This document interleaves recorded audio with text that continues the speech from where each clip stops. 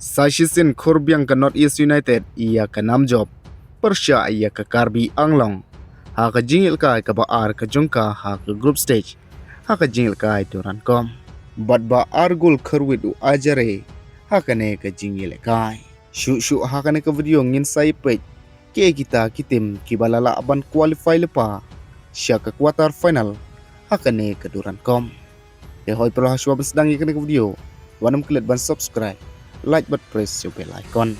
Tenang kong habangi pai hakan ke jingil kai jong ke Northeast United Persya ia ke Karbi Anglong.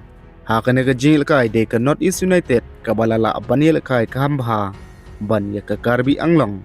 Ke bakalala aban pelim ia ke Karbi, lengbas saw lewai kul.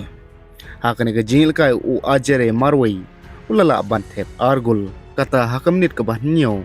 Lengba ke penalti, bat haka menit ke basau pepra. Haka menit ke bapra pulai lala aban tep da umma karton, bat kumjuru haka menit ke bakandai peplos nriu, lala u ithan ban tep ia ke gol ke basau, nak banta ke Northeast United.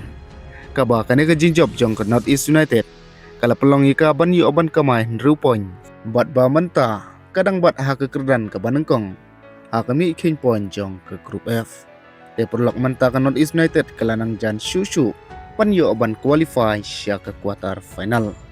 Handrai ya kerai ke bakhadu ansa shim ha ke jingil kai ke bakhadu. Kabakan sekun Persya ya ke FC1 kababat ha ke kerdan ke Baar. Shu habangi pai pat nakaliong ajereru ha ke ne ke jingil kai Durankom ha ki argem baulami imadan ulala aban tepkul lasan teli kikul.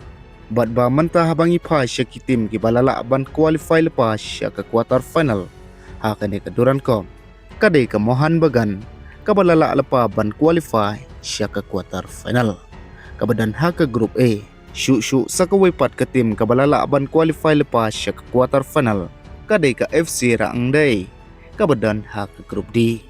Te prolog ia mentahi dang arteli kitim ki balala aban qualify lepa siya ke quarter final. Shu kumban pensukun mau bah ke Durankom tang rutli kitim ki babat ha ke kerdan ke Banengkong kinrong direct siya ke quarter final bat artli kitim anjit na pedeng kitim ki bawan ha ke kerdan ke Baar ki balong ki babestam kublai shipun.